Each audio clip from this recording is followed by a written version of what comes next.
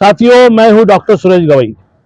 मैं मुंबई से जंतर मंतर पे आया हूं और आज 1 जनवरी है, सौर दिवस है। और यहाँ मैं मनाने आया हूं कि मैं चाहता कि देशवासियों को 1 तारीख जनवरी का इम्पोर्टेंस क्या, महत्व क्या समझना चाहिए। इसीलिए मैं यहाँ पर आया हूँ। और आज मेरे यहाँ पर आज धरना प्रदर्शन का मुझे आज परमिशन नहीं दी गई है। इसीलिए मेरा परमिशन नहीं, तो फिर भी मैं बाहर से वीडियो बना रहा हूँ और जंतर मंतर से लोगों को आह्वान अपील कर रहा हूँ। 1 जनवरी हमारे मुंह से जो हड्डी थी, मुंह पे हमारे मटका था और पीछे झाड़ू था, वो दिवस है। वो दिवस हमारे 500 महार सैनिकों ने भीमा कोरेगांव के अंदर युद्ध करके हमारे से मुंह से हंडी और पीछे झाड़ू हटवाया है। ये इतिहास है हमारा। इसलिए मैं चाहता हूँ कि 1 जनवरी का ये गांव-गांव शहरों में लोगों ने अपना इतिहास नहीं भूलना चाहिए। और इतिहास बनाने के लिए हमें अभी नया कुछ काम करना चाहिए, क्योंकि उन्होंने तो करके गए। हम क्या कर रहे हैं, ये मुझे समाज को बताना है। इसलिए मैंने आज के दिवस पे आधुनिक ईवीएम मनुस्मृति को मैं दफन करना चाहता हूँ। मैं दफन करके देशवासियों को ईवीएम से मुक्ति करना देना चाहता हूँ, क्योंकि ईवीएम के माध्यम से हमारे हक अधिकार छीने गए, स्वास्थ्य शिक्षा छीने गए, हमारा आरक्षण छीना गया और हमारा संविधान खतरे में है। इसलिए ईवीएम के ऊपर मैं बहुत जोर से कई सालों से काम कर रहा हूँ। 2018 मैंने ईवीएम तोड़ा था।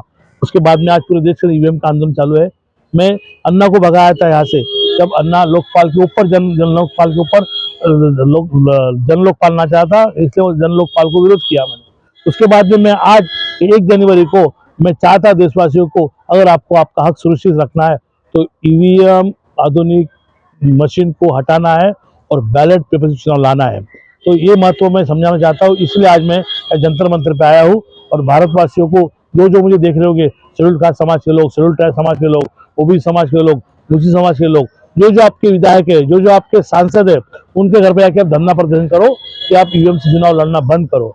ईवीएम से आप जीतोगे नहीं, हारोगे और आपका आर्थिक नुकसान ये लोग कर रहे हैं। आप देख रहे हरियाणा का चुनाव, आप देख रहे महाराष्ट्र का चुनाव, आप देख रहे 2024 का चुनाव आपने देखा है और 19 का चुनाव देखा है और यूपी का 22 का चुनाव आपने देखा है। तो ये ईवीएम की धांधली करके छल कपट से जीत के आ रहे हैं और यही हमारे समाज के लिए, देश के लिए ईवीएम आधुनिक मशीन मनुस्मृति है।